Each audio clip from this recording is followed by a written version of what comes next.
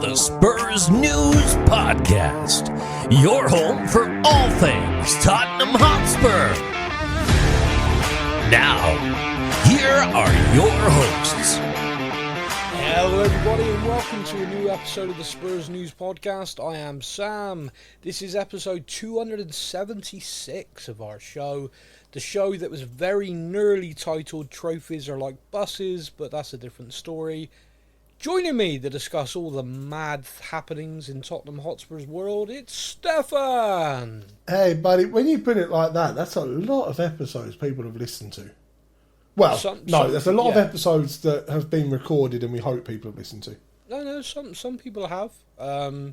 We get a number of listeners get in touch who go right the way back to the very first show, which is nice. We also get a lot of abuse, which is fun. How many managers have we had since this podcast started? It began. So the 2018 podcast started. World Cup when you guys started. Yeah, so Pochettino was in charge. Pochettino. So that's him. Then it went to Jose. And then Conte. And then Conte's assistant, because we thought that'd be a great idea.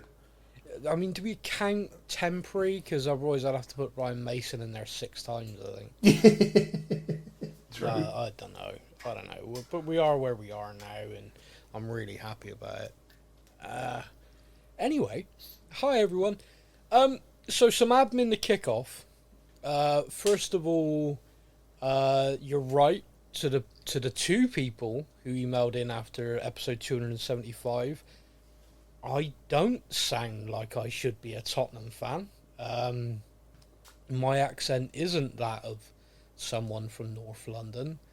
And thank you for laying out in quite clear terms why, therefore, my opinion is invalid. Neither of you used Carrot Cruncher, though, and I feel you've missed out. I feel that in all the other abusive language you used at me about my accent and where I'm from, you missed an obvious one, and I feel you should take a look at yourselves if you're still listening, of course. In those messages, it was pointed out to me, however, how you were the proper Tottenham fan, Steph.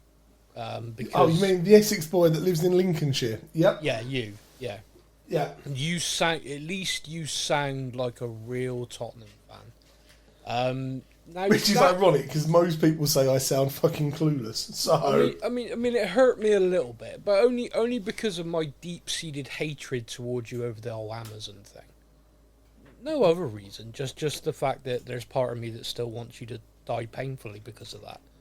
But there's no other reason why that would hurt. Well, it's fine. As long as there's no other reason. No, I'm okay. Yeah, there's no other reason. It's just I sometimes hope that you wake up barefoot and stand on Lego. But there's no malice in that. You're the reason that happened last week. Yeah. You think your kids did that by mistake? Yeah, I bribed them, buddy. So anyway, so that's a little bit of admin out of the way. Thank you very much for that feedback. I always really appreciate it. And also in amongst all the feedback was, now this was far more valid, I felt. A lot of people decided that I needed to, amongst other things, wind my neck in and give my head a wobble, which always makes me giggle. Thank you for that.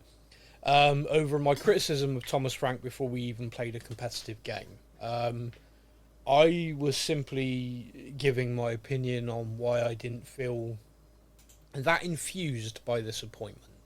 However, okay. Yeah, no, I get it. I'll hold my hands up. It was overtly negative on my behalf, and I hope after everyone's now seen the first competitive game, you can see the style of football we're going to play, and everyone can just tell me how wrong I am.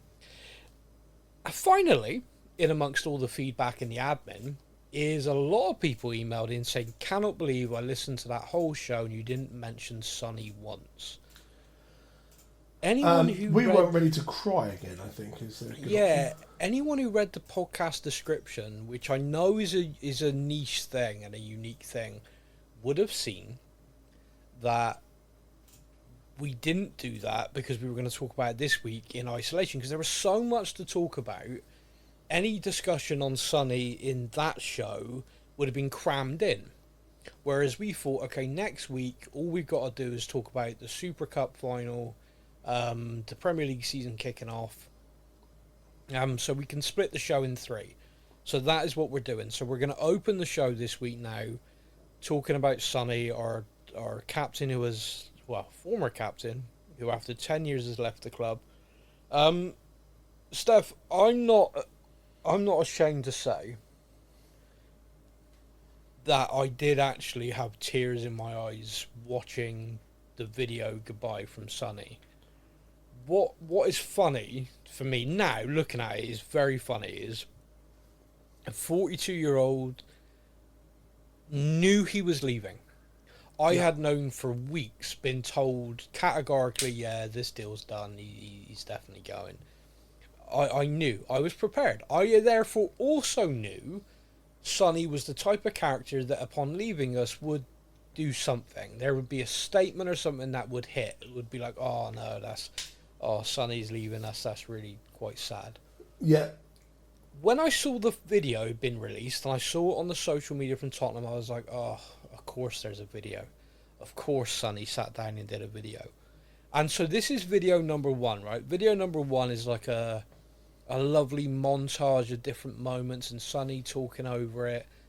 And I was emotional, but I held it together completely. I was like, okay, I knew that was coming. It was a really nice video, It was the letter from Sonny, wasn't it? Yeah. Yeah, I was like, it's a really great, what a wonderful goodbye to a wonderful human being. I'm going to go online now to a generic brand gate that has D and H in front of it and buy myself an LAFC football shirt to support my son. like I was just completely, love the guy, this is great. I was in this really great bubble of emotion of what a wonderful servant. He's gone out on a massive high. Fuck you, Polynesian Dan, who wanted to sell him last year. You know, I was in a really good place, right? Yeah. Then the second video dropped, and it fucking destroyed me. I kind of got the first video, and he's talking about how, you know, his celebration is him taking pictures to remember the memories of what he sees and all this sort of thing. And I'm like, oh, son, you bastard, you're playing with my heartstrings. Yeah. Like, I've always been a Seattle Sounders, was my MLS team. I'm now definitely a LAFC. Yeah. I have no affiliation to any American team, so I don't have any problems flip-flopping around. No. That's not a problem. I'm like, I am definitely all in LAFC. I can't believe he's gone, but what a lovely letter. Why was it Seattle Sounders? What's that? Why Seattle Sounders? Why was that your team before? Purely because I saw some videos online of like them pre-match. Yeah. And like the fans have this massive banner that goes all the way across the road. Right. And they all walk behind this big banner with drums going and everything on their way to the stadium before every game. Yeah. And I was just like, that is amazing. Oh, okay. And then kind of looked a little bit more into it and was just like, wow, okay, yeah. So I kind of just went purely on the atmosphere of like the sort of stuff they do. Oh, okay. No, I was just curious because sometimes like MLS teams, I think probably because of Beckham at the Galaxy was kind of like the only team I really kind of was aware of. Yeah. Clint Dempsey played for Seattle Sounders. Oh, see, yeah, that's. I was going to say, like, I was wondering if perhaps it was a player because DeAndre Yedlin. Yeah, that was. Okay, so yeah, all right, so yeah, that's. There's a little connection in there as well with Spurs. Okay. Because Defoe went to the Canadian side, didn't he? He went Toronto, didn't he? Yeah. Yeah. Anyway, so the sort of second video absolutely nailed me, right? And I was just kind of like, you bastards, like, you did this emotional, wonderful video package. I'm okay. I'm upset, but I'm okay. And then you've literally done this second one to murder me. Like, the only thing that made me feel better was reading the sheer amount of comments that were on the same lines. Like, everyone kind of responding to the video was just like, this has broken me, how dare you, sort of thing. And the fact Sonny was crying, it was like, thanks, Son's crying. You know, there's just no need for that. Like, you didn't need to do that to us, but you did. That was cruel. I think I was writing in our group chat along the lines of, like, the first video was good, emotional. The second video's destroyed me. And as I put that, a third video dropped. Yeah, that one came out of nowhere. The third video, I was like, oh, come on. Yeah, so the third one's like saying goodbye to his teammates.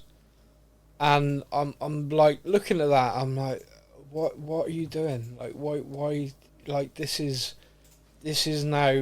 borderline cruelty to everybody. Why are you doing this? That hit, and within a few minutes of that going out. Now I'm okay with that one. I'm like, you know, he's saying about his teammates. I'm emotional from video 2, but I'm okay. But then all the teammates start replying. So I'm like, oh, okay, right, okay, shake it off. I'm okay. Like, everyone's all right. Like, they've all got his number. This is just being put in the public domain for effect. Don't let it get you, Samuel. Come on, you're okay. So I'm just emotional now because it's a decade. It's arguably my favourite time as a Spurs fan was that Pochettino era and the team he played a big part in. Yeah. Because of the consistency we showed during that era. And the style of football was very much what I liked, and still do. So it just kind of, the affection to those players from that team. Sonny stayed. Like, a lot of players left to go off and win a trophy. Sonny stayed. And there was a moment where he could have left. Like, there were a few offers on the table for him at different times. And he's had a couple of chances, isn't he, to be fair? Yeah, and there was a really interesting interview from was it an interview? It might have just been an article, from a Korean journalist. And I had to run it through Google Translate, but you know, got the gist of it, and it was along the lines of that. You remember when he needed to do the military service? I think it was 3 weeks he needed to do. Yeah. The club basically was like, yeah, you know, timing wise, this is going to be the best time for you to do it. Obviously, there's certain concerns around injury and stuff like that. So, from the club point of view, like, there were some logistically tricky moments around that, but the club bent over backwards for him to do it. He could have opted out. There was a way he could have postponed it until his career ended. Yeah. But he didn't want to do that because he wants to be this role model, this example, and he felt it was important for him to be seen doing it. So the club supported him on that. And apparently, and this is what is said, and I've heard this a few times, after that, his loyalty was, like, beyond question.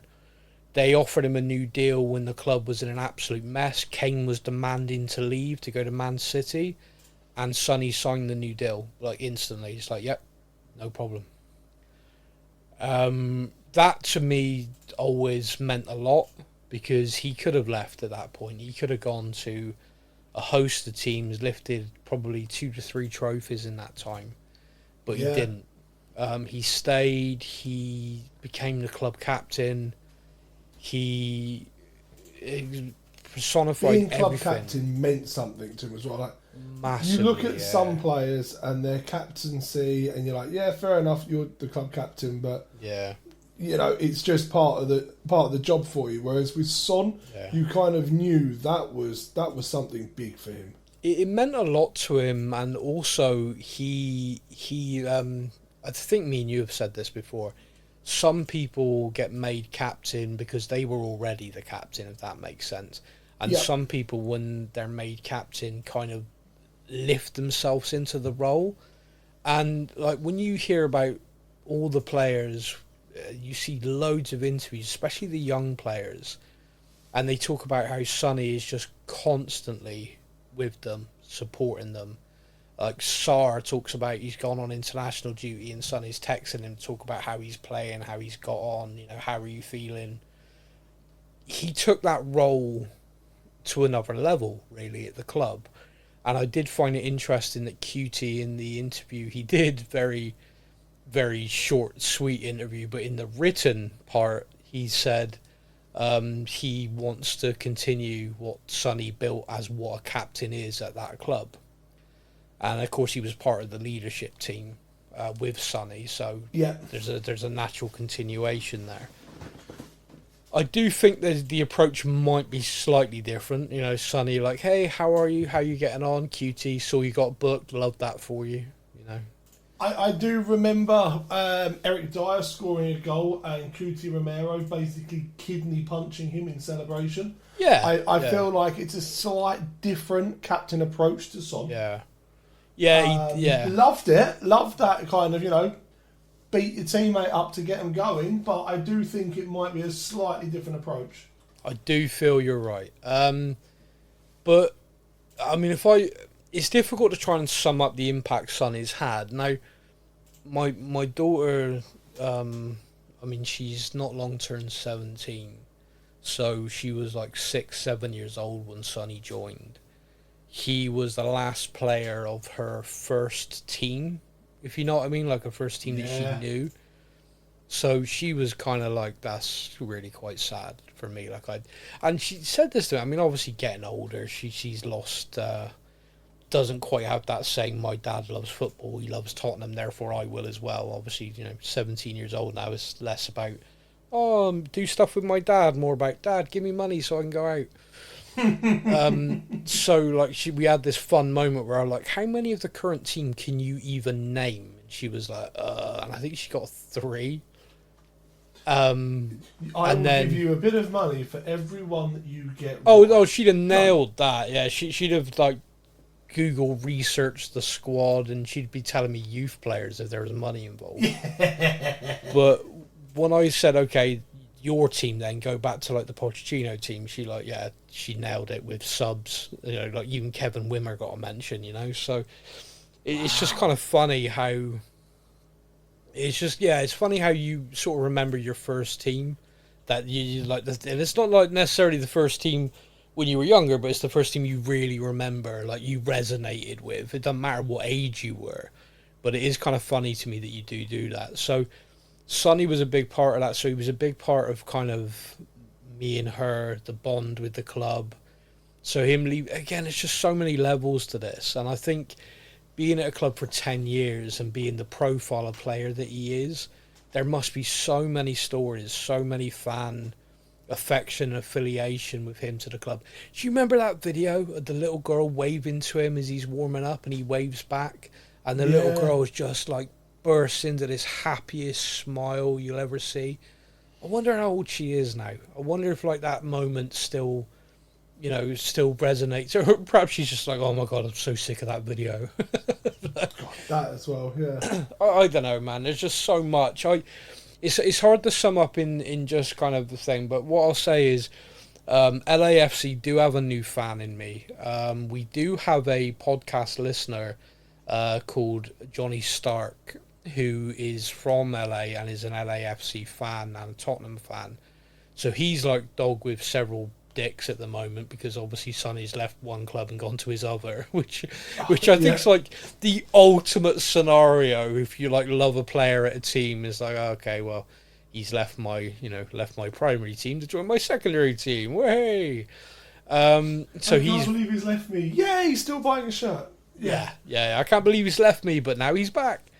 Yeah, left my left hand for my right hand. So, yeah, he's obviously very happy. And he gave me a great email with LAFC kind of okay, if you're going to be an LAFC fan, this is what you need to know. History lessons. Okay. Brilliant. Amazing. Thank you. Thank you very much. So, yeah, I am an LAFC fan now. I do have a shirt ordered with Son 7 on the back because I'm a little bit sad. And I was emotional. It was an emotional purchase. but yeah, I do have one coming. Yeah, enough about that. So I will forever love that guy. I'll forever the memories and everything, and there was just not a better way to end his time at the club. Like, his last competitive fixture for us was lifting the Europa League trophy. His last ever fixture for us was in a friendly in South Korea where he had a guard of honour leaving the pitch. It was scripted beautifully. I'm delighted and love the guy. Will forever love the guy. And yeah, that's my final word. I will hand to you to give your final thoughts on Heung-min Son. I'm not going to go too deep into it because I will cry again, I think. Yeah, it's been 10 years of just incredible loyalty and service to the club. Yep. I've never seen a player who just kind of the smile on his face just playing football and loving being part of that club, our club. I can understand exactly kind of he was the last piece of that puzzle that really made me fall back in love with Tottenham under Poch. Yeah. Ben Davies is still there, of course, I know, before we get the emails in. But Son was kind of the last big piece of that. Yeah. You know, we'd lost Ericsson, we've lost Dele, we've lost Jan, Toby, Walker, Rose have all kind of gone. Yeah. Kane's obviously gone. Son was the one that was left, and now he's gone. And it's kind of like, wow, okay, this is the end of an era. Like, we've gone through managers, and you kind of feel like, oh, okay, next one in, next one out, sort of thing. Yeah. This is the one that feels like a real, okay, this is the real changing of the guard, end of an era. Yeah. Yeah, I get that. Yeah, gonna miss him a lot at the club. The thing that I kind of feel helped me in all this is knowing at this moment in time it was the right thing for everyone. Yeah. It was the right thing for the club to do. It was the right thing. Sonny's going to go to MLS and score for fun. He's going to be absolutely adored over there. He's going to score goals for fun. Perfect kind of way for him to wrap up an incredible career. Yeah. For us as a team, it was also the right decision. If he wasn't going to be a regular starter anymore, which I would say form of last season shows he probably wouldn't, then it was the right thing to let him go and play football instead of just sitting on our bench. He deserves more than that for what he's given the club. Okay, so here's a question for you, which takes us into our next segment, okay? Yeah. Do you think if he'd come off the bench last night, he'd have taken a penalty? And do you think he would have scored it? Yes and yes. Oh, I love this game. So, last night was the Super Cup final, also known as the European Community Shield. Completely pointless. It's like a pre-season Audi Cup. No one cares about it whatsoever. Yes, I would be sounding very different if we'd won. I said right at the start of the show that this podcast for 80 minutes was going to be called Trophies Are Like London Buses. You know, you wait for ages, then two come along at once is the whole joke I was going for. This show will be called something different now. This is where this is difficult for me. I went into the game fully expecting PSG to be so let me caveat this. I believe PSG are a far better side than us currently. The way they play, they're the best side in the world currently. I don't think anyone in the world can argue the fact that they are a better team at the moment. Chelsea beat them in the World Club Cup final by going at them. Like, literally pressing them, go at them from minute one to the Premier League style, and PSG struggled with that, and you could see they struggled with it, and Chelsea won the final, which shocked a lot of people. For me, Chelsea are the example to the world that Disney got it wrong and evil does win on a regular basis. But that's a side note. But it didn't surprise me. Like, Chelsea winning that didn't surprise me at all. There was a lot of money involved, and I'm sure enough people got paid enough, etc., etc. I will just say this: there's a breaking story today as we're recording that the Chelsea players, to a person, are donating their bonuses for winning that to the family of the Liverpool player who died. Wow, fair play. Yeah, that was quite quite a surprise. Good PR. Anyway, I went into it with this weird thing where everyone kind of like PSG 4-0, we're going to get thumped. I knew they'd only been back in pre-season training a week. So I said in our group chat, I actually think we'll win because they're going to be in this weird kind of still knackered, but not, they're going to be in this weird place. Like they literally just had a holiday after a ridiculously long season. So they've all just like stopped, had a few beers, like hit the beach. And then they're being told, right, go again. And it's going to be quite hard to like drop off and then jump up again. Yeah, so I've got to be honest, when you first put into our group chat, I think we're going to win tonight, I honestly thought you were doing that take the piss thing. No. And then if by some miracle actually we did win, you'd go back to it and go, see, told you. And if we had lost, then you would have been like, I was worth trying to be optimistic, wasn't it? Yeah. I genuinely thought you were taking the piss. And then you kind of gave me your reasoning behind why you thought that we could actually win. Yeah. And, they've only been back for 8 days. They're going to be rusty as hell. They're not even, like, halfway through their fitness training yet. No. We've been back for weeks. We've already played, like, 4 or 5 fixtures? Yeah. They've not played kind of anything since the Club World Cup. And I was like, he's got a point. I did have a point. And for 80 minutes, I was right. We lost the game on a penalty shootout. I think there's 2 parts to this which I think are key to talk about. I think is the game plan set up and how it was working until it didn't. Then there's the penalties, and then there's kind of the aftermath, which we'll touch on. Yeah. What I said this on the show last week. I don't like Thomas Frank, and I wish I could say to you, oh yeah, he did this time, and that's why I don't like him. There's like no logical reason. So I am constantly battling this bias in my brain of like, this is crap. Just because I don't like it, which is bad. And I know it is, and I'm going to be doing this all the time, and I apologise. But the minute that team was announced, and I saw the formation and knew the way we were going to play, I said in our group, my optimism's gone. Like, I genuinely thought we'd win. My optimism's gone. The reason for that, and this sounds like I'm being kind of like, after the fact you can say this,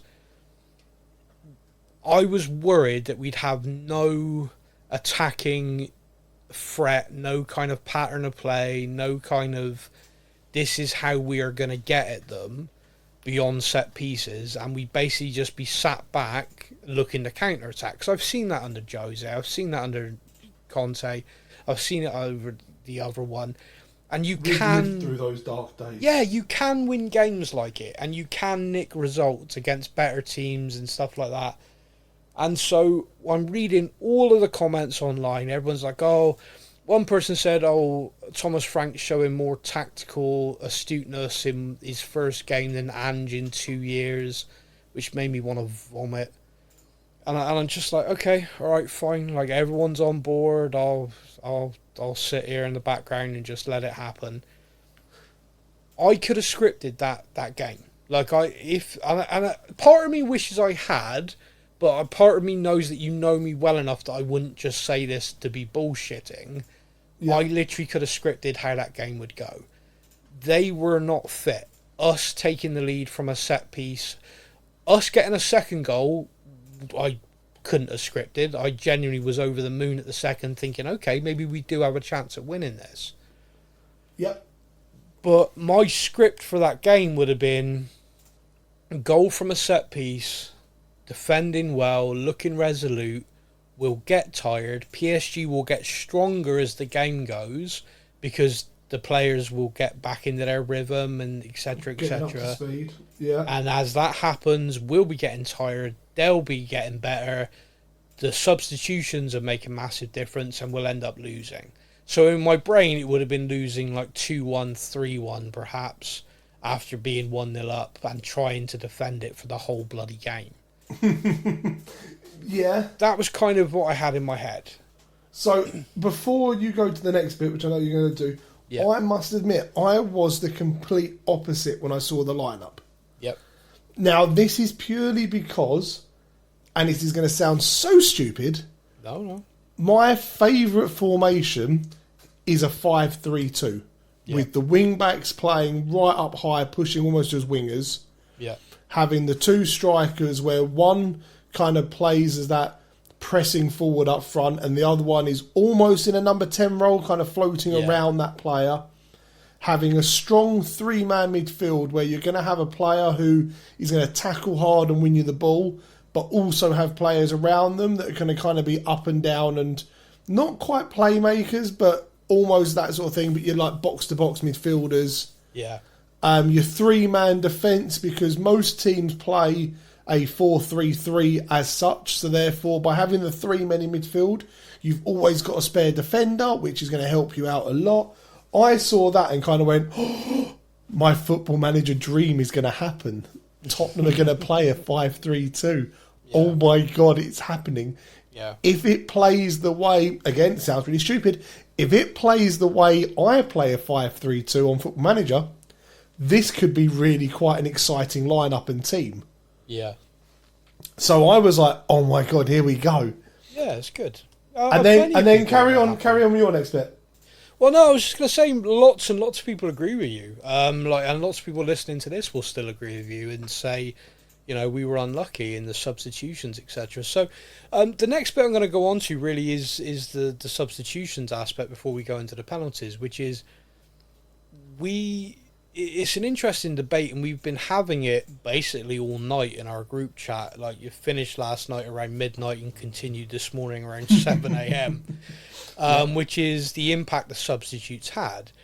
PSG's substitutes made a very positive impact on the game. Our substitutes seemingly really took us down a level.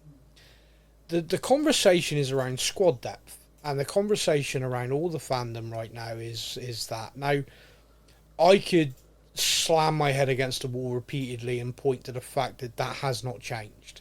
That was the issue last year. That's why we had a massive injury crisis. That's why we were 17th. But no, it was all Ange's fault. Fine, whatever. If you're going to let the board bullshit you all the time, then you're going to let them do it again this season, and you're not going to blame anyone but, the manager at some point. My point on this is, and I have seen countless people, including people in our group chat, say, wow, Tell, Odebear, Johnson, Kudus, that's really good options. That's good depth. And yet last night Tell came on and didn't do very well coming off the bench, which happens to some of the best players in the world, by the way. They come on cold. We were just talking about Son. I remember games where Son's come off the bench and not. Yeah, absolutely. Loads, it happens all the time. You come on cold in a very intense game, it can be hard to get up to speed and to do what you're being asked to do. Mathys Tel, at the moment, is a raw talent who is a winger, forward, who has got loads and loads of potential, but currently, I don't think anyone, be it Ange last season or Thomas Frank this season thus far, I mean, I know it's only one game, know how to get the best out of him yet. One thing I know 100% though is that if you bring him on and the instruction is we're playing a low block, everyone behind the ball, he's gonna look shite, because that's not him. That's like bringing on Lionel Messi to see out a win as a centre half. He'd look shite, and he's tiny. Does that make him shite? No, you're just asking him to do a job that's alien to him. And yeah, he came on, he tried to run around and put himself about, and he made mistakes. And Therefore, people are absolutely berating his performance, which is a side note to what else has happened. But yeah, you can't. I can't sit I've here seen and the say same stuff also being aimed at Dom Solanke. yeah, He exactly came on the and did same. nothing compared to what Richarlison was doing. Yeah, And it was like, yeah, but he came on and was told, basically, hold on to what we've got. yeah. So Richie played brilliantly, but Richie cannot play 90 minutes of football. Not He to can't. that Not style. not the press way was he doing, plays. The amount of runs he was making. no. Solanke has been injured and has not featured at all in pre-season, and yet the manager deemed him fit enough and ready to be brought on in that situation. He clearly wasn't. You watch Solanke play any time, and you can be critical about the number of goals. You can maybe be critical about things like that. The one thing I will not listen to anyone ever say is his work rate. That guy presses like an absolute demon and sets the press for the entire team. He couldn't get near anyone last night. He came off the bench fresh, and yet PSG popped it around him like he wasn't there. He wasn't fit. He wasn't ready to go. So you can look at the squad depth thing. My point on this is those players that I've just highlighted. Archie Gray came on. Archie Gray is getting hammered as well, right? Because Palhinha was doing very, very well, swapped for Gray. But by the way, Palhinha was on his ass for about 5 minutes before he was subbed. Everyone was running off him for the first time. He was struggling. He had to be subbed, right? Oh, 100%. No, I completely agree with that. When I saw his name in the lineup, I panicked because the game against Bayern Munich, where he hadn't really played for quite a long time, and that was kind of his first game back, I was like, oh my God, why would you put this guy into our lineup for what is probably like a very, very crucial game? It's a final. Yeah. And I'm like, this guy is not match ready. What are you kind of doing? Yeah. Realise, obviously, Basuma's been left at home taking pictures of the gym. Yeah. And I was like, oh my God, sort of moment. He played really well. He really surprised me. He was brilliant. And gave the performance that made me go, we might have got ourselves a bit of a gem here in the middle. He played the way I saw him play for Fulham a number of times, which was excellent. And also, Bentancur and Sarr looked a level up with him. Having him to anchor those two players made both of them, who were doing their usual work, just made them look bigger, better, if that makes sense. What I find interesting with Gray is one of my first comments after he came on was there was a moment that Pedro Porro picked the ball up, intercepted it, and bombed forward. Gray immediately slotted in at right back, right wing back. Like straight away, positional wise, he was there. PSG countered, and it was dealt with, no problem at all. And you watched those two swap back seamlessly. That really, really pleased me. That has been coached. That is something that has been instilled in him, and something that defensive midfielders I've screamed about were not doing under Ange. Whether that was just they weren't told, whether it was just something that just went, I don't know. But whenever Porro was forward, whenever Udogie or Spence, whoever went forward, there were just gaps there. And teams knew if they turned the ball over, all they had to do was pump it into the channels and a player would run into it and have time and space. It was boring and annoying. So that really pleased me straight away. So I was quite pleased. I was like, oh, he's come on, he's done that well. The problem is something we haven't seen since back in like the Eric Dyer and Wanyama sort of days. Yeah, exactly. Countless, just every time into the wing backs. Yeah, keeping us with almost keeping us with a back four, even though the wingers are up, the wing backs. It's not rocket science, but it's something we struggled with the last couple of years. So I was delighted to see that. Now, those players are being criticised because obviously we went from being 2-0 up to drawing and then losing on penalties. I get that. I think it's unfair to call them out individually. I think it's unfair And I'll even say this: I don't blame Thomas Frank. The players on the pitch were exhausted. The options he had on the bench, he used. You could argue over certain things, like should Tell have come on? Maybe Johnson would have been a better option, but he's the one working with them every day, so he made the call. Solanke, for example, in my mind, and this is the only thing I will be critical of, if you made the decision, what we have, we hold, we've got 10 minutes to go, why are you bringing on a forward? Why are you bringing on Solanke and Tell? Like, I get Kudu should run himself into the ground. I get Richie would run himself into the ground. Solanke clearly wasn't fit. Bringing on Tell or Johnson, in my mind, so you've got someone quick to stay up front as an outball, makes sense. Bringing on two forwards when the instructions were clearly sit on the edge of our own box doesn't make sense.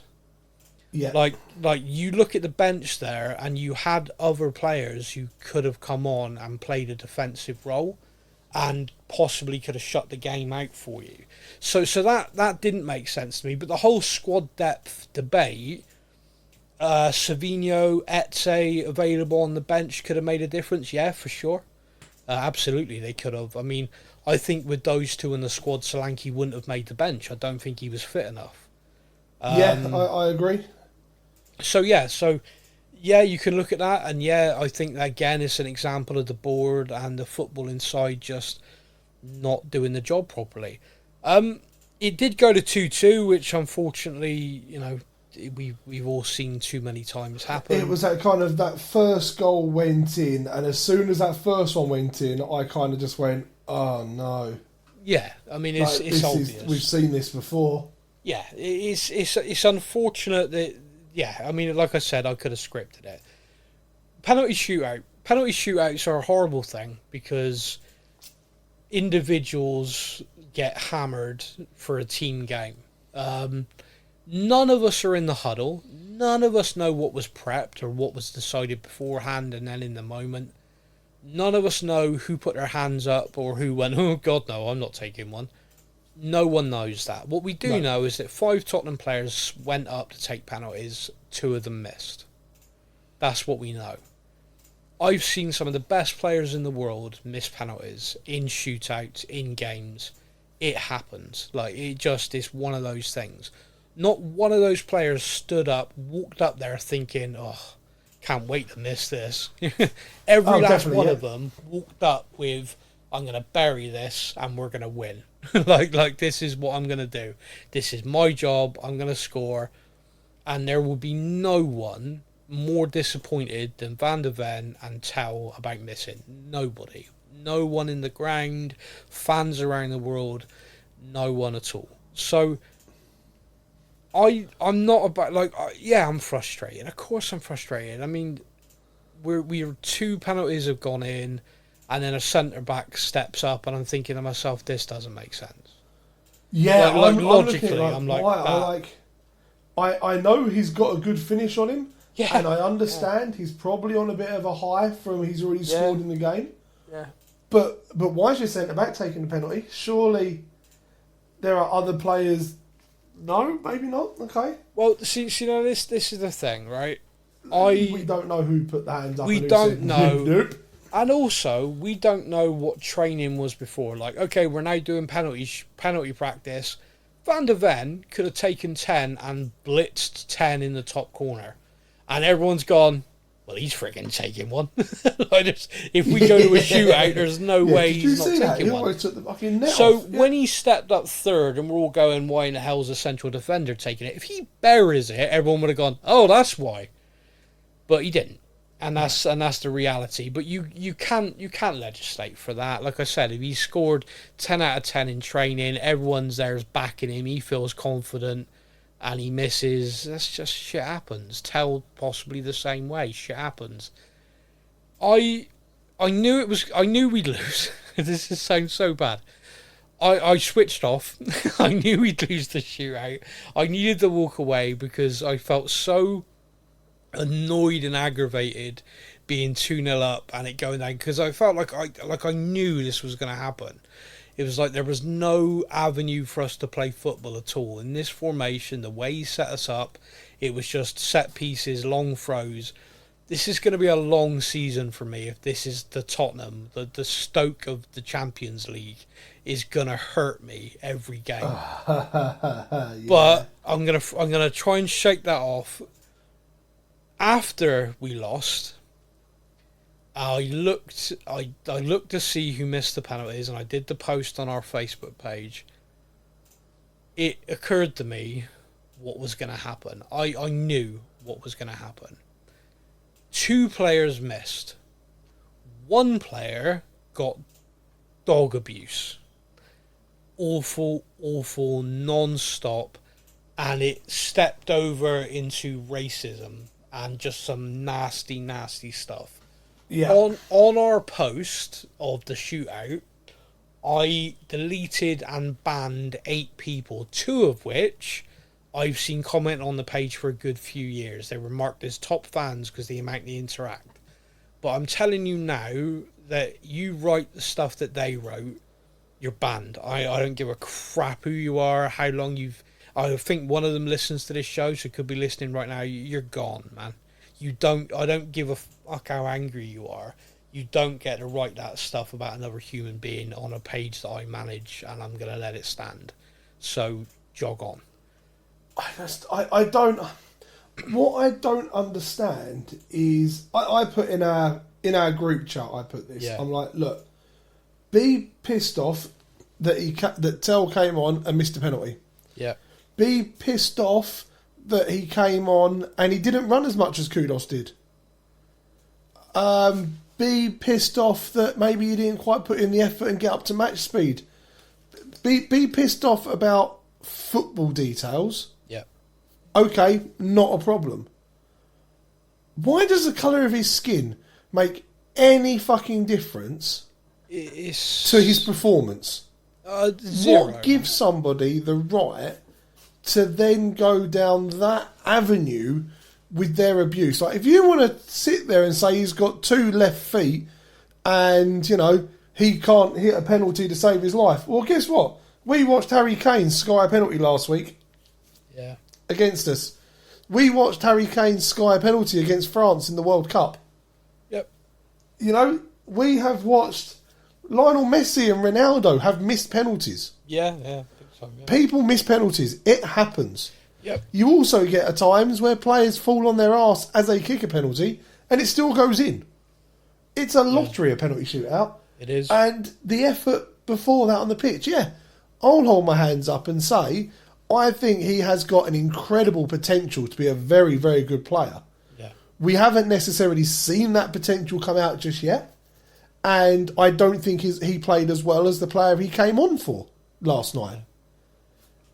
But at no point did I turn around and think his skin colour might have been the reason he didn't score a penalty. Oh, it wasn't the reason. It was just a way of angling abuse. A happy coincidence that people can throw abuse at. It doesn't make any sense to me whatsoever how that, in this day and age, that's the route that you're going to go down. So, because I want to give someone abuse, this is how I'm going to do it. So I'm going to say this because I think it's important I say it. On the post last night where we put it on the Facebook page, we've lost the penalty shootout, PSG have won, Tell and Van der Ven have missed. I have no problem people venting in that, you know, he was crap when he came on, or whatever. Everyone has different opinions on players. Yep. Me and Ryan in our group chat, just a cracking one about Kudos yesterday. It was a few minutes in the game, like 5 to 10 minutes in. I felt he not looked that great yet. Ryan thought he looked brilliant. As the game wore on, I thought Kudos was excellent, by the way. But I laughed and I was like, oh man, that's football. I love football because you're watching the exact same game as me. We're both Spurs fans. You're telling me how amazing he is, and I'm going, I think he's been shite so far. That's great. I love that. That's football. We all have different opinions. We could all be literally watching the exact same thing and see 2 different things. I got no issue with that. Like, matches tell from me. There is a player there. I can see it. Others can't. That's fine. No problem. I don't like people going, oh shit, fact. I don't like that. I've never liked that. Like, no, it's your opinion. Yeah. Your opinion isn't fact. So, state your opinion, whatever, fine. We'll disagree, agree to disagree. No issue with that whatsoever. This morning, the club released a statement because not only were we inundated with racial abuse aimed at him, which I cleared, Spurs official were. The player himself was sent tons of it. He's reported it to the club. The club have therefore released a statement. The club are quite right in this. They are going to work with the social media platforms and identify anyone they can who sent in that abuse. If you're a club member, if you're a ticket holder, any things like that, the club were going to ban you. That's what they've done in the past. I've seen it. So if you're one of those people, be aware that that's what they're going to do. Depending on what was said, because I know a lot of nasty threats were sent as well, that can be police action. Like, you only got to look at the recent parliamentary act that's been passed around online safety bill to now surely understand that this age of anonymity in the UK of, oh, I've got someone as my profile picture and my profile name's this, I can call people whatever I want to call them online because there's no consequences, is kind of over. And you've got to be have really the information that they need. Yeah. So you are beyond stupid. I mean, for so many reasons. But so the club released that statement. I support that. I think that's the right. I don't think people should be allowed to say nasty, evil shit online that they'd never get away with saying in person. I've always felt that way. That's my opinion. I know others differ. That's fine. So I put the statement on our page. We are Spurs News. When it's Tottenham related news and information, we post it. On that post, there's plenty and plenty of comments like, oh man, he wasn't good, but geez, why are people doing that? That I completely get. 100% that I get. There are also comments completely ignoring the subject matter and just going, he's shit. Waste of money. Yeah, I saw that comment. Right. And that was the point where I was like, right, no, Stefan, you need to come away from this. Yeah, I didn't. I was stupid. I engaged with some of these people. I should know better by now because it's just like hitting your head against a brick wall. You're not going to win anything and you're not going to change people's mind. But my point on this is last night on the post about the game, be critical of the players. You air your views. Do it respectfully in the sense of not being racist, homophobic, anything like that. Fine. Vent your spleen. On a post that's actually about the player being racially abused, the only comments should be, that's fucked up.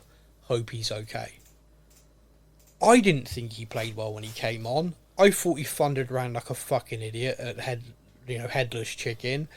I don't think he added anything, and I was really disappointed when he stepped up and missed the penalty because, of course I am. We lost the fucking game. Yeah, I'm disappointed. At no point in my brain am I thinking, oh shit, he got racially abused. I know. I'll call him a cunt. That's not racist though. I just think he's shit. I get it.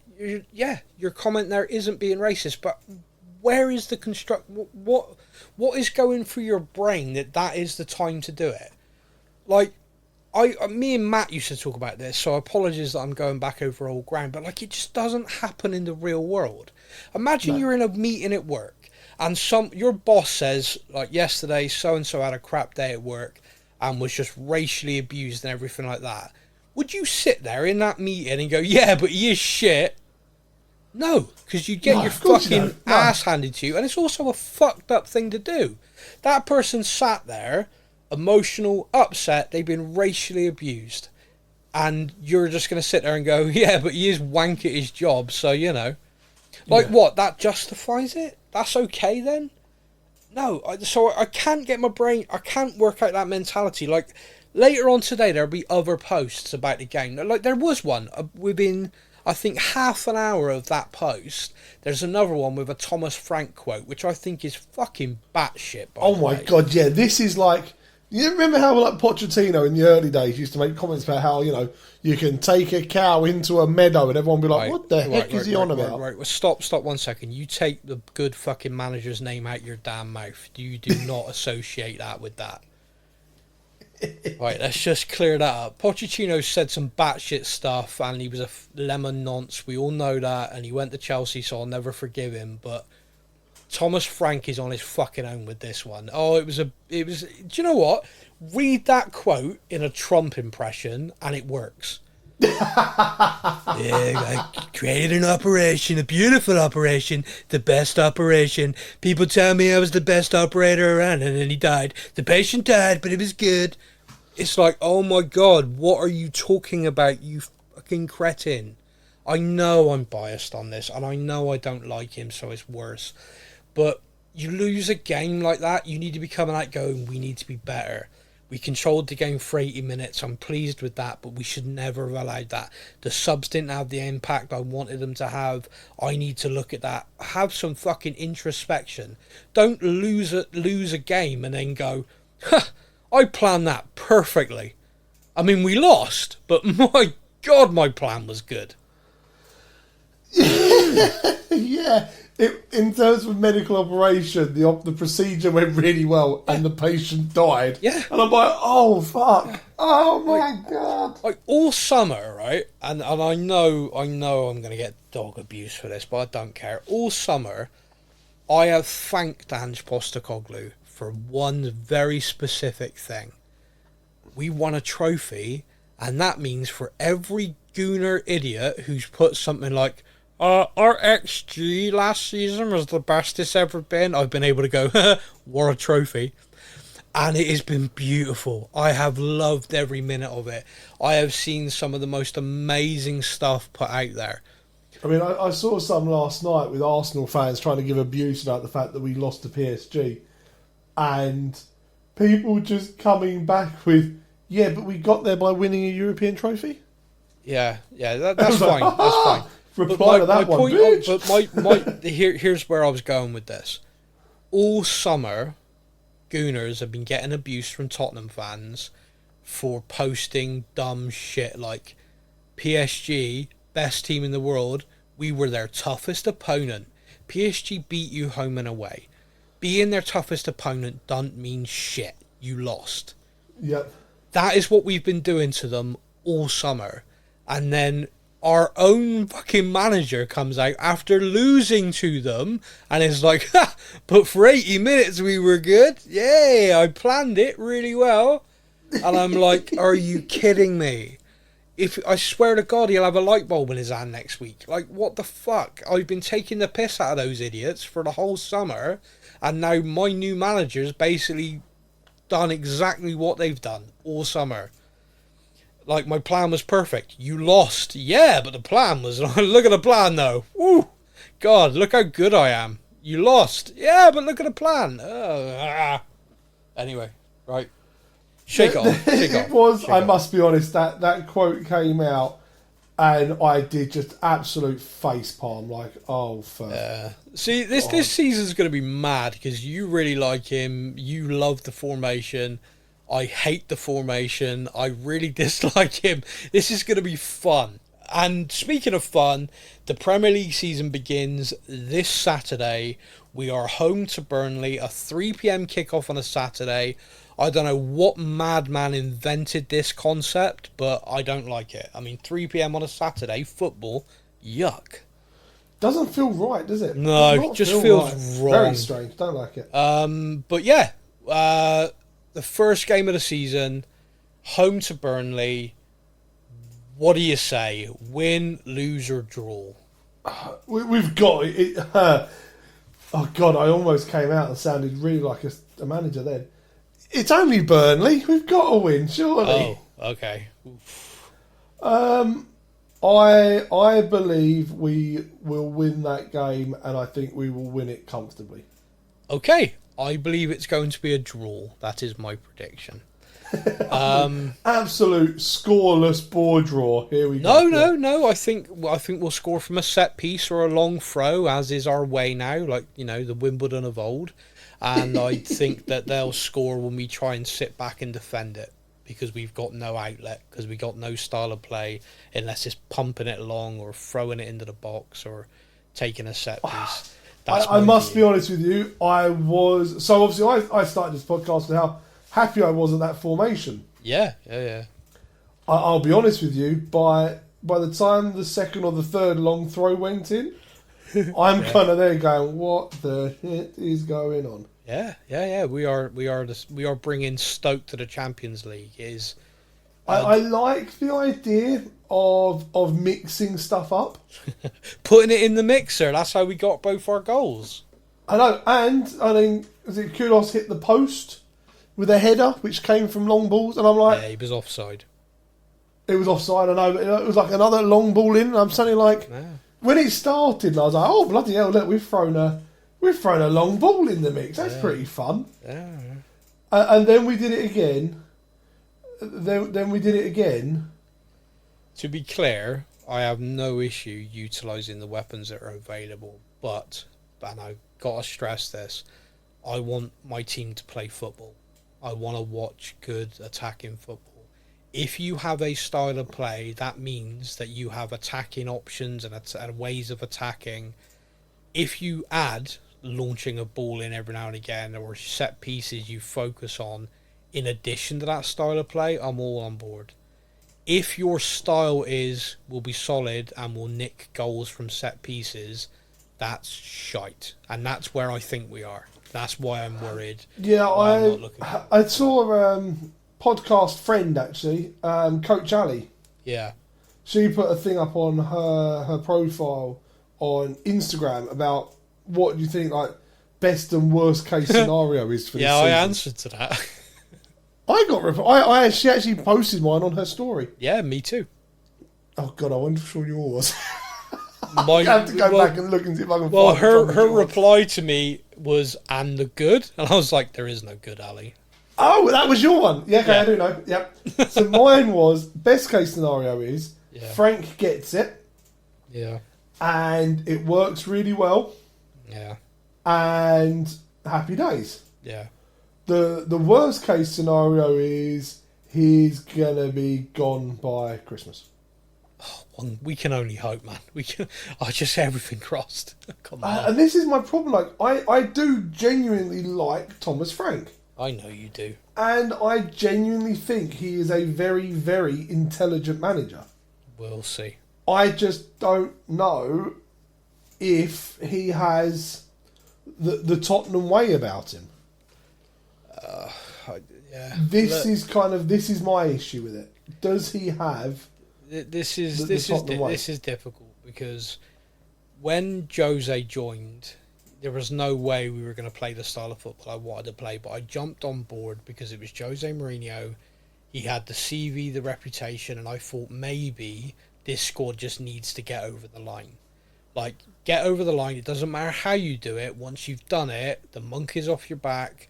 And then we can maybe expand. Maybe Jose takes a walk and we get a more attacking manager, whatever.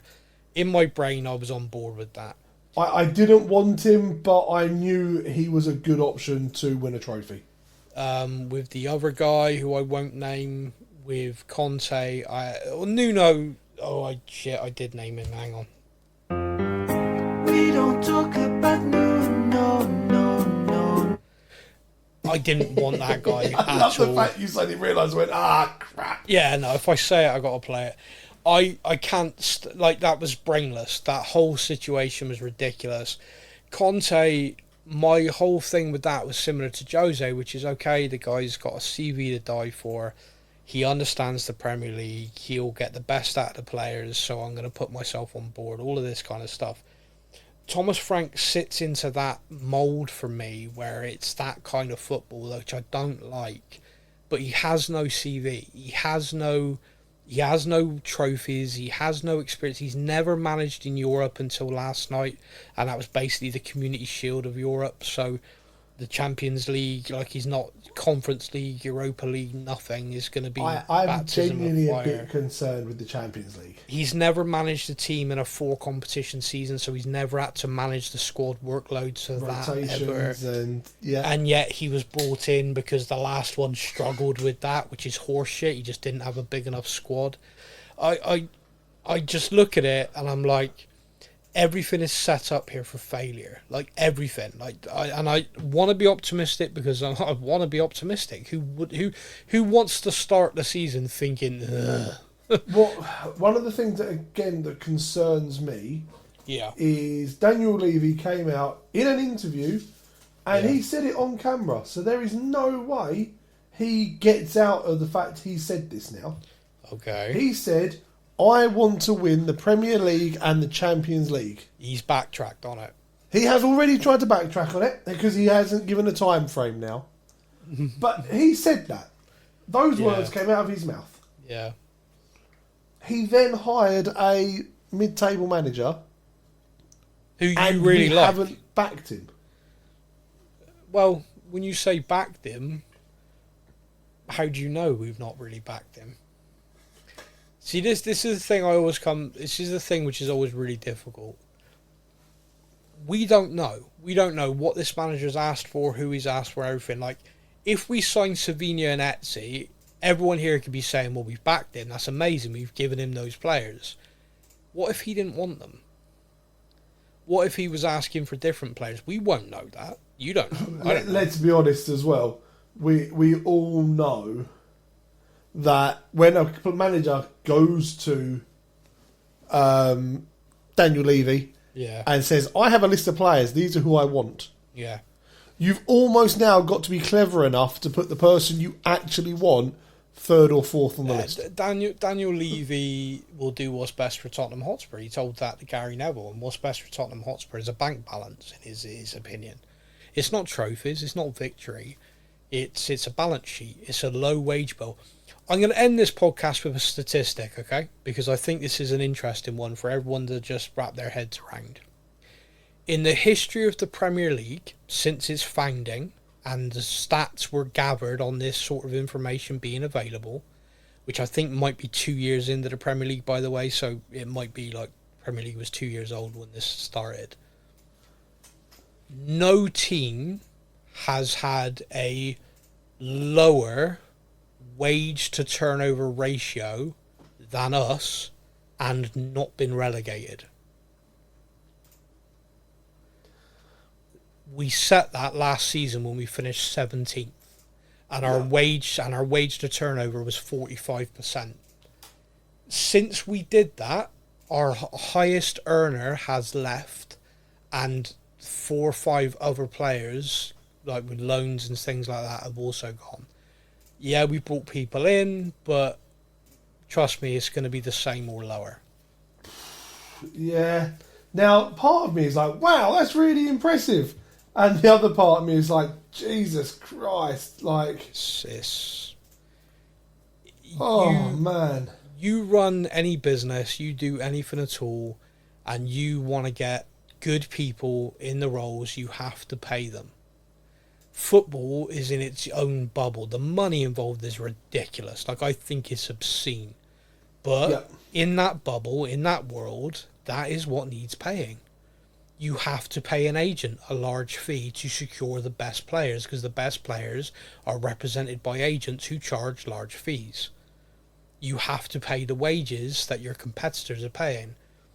Manchester United lost that Europa League final and were in financial difficulties. The owners have put money into the club to enable them to purchase a completely new front three.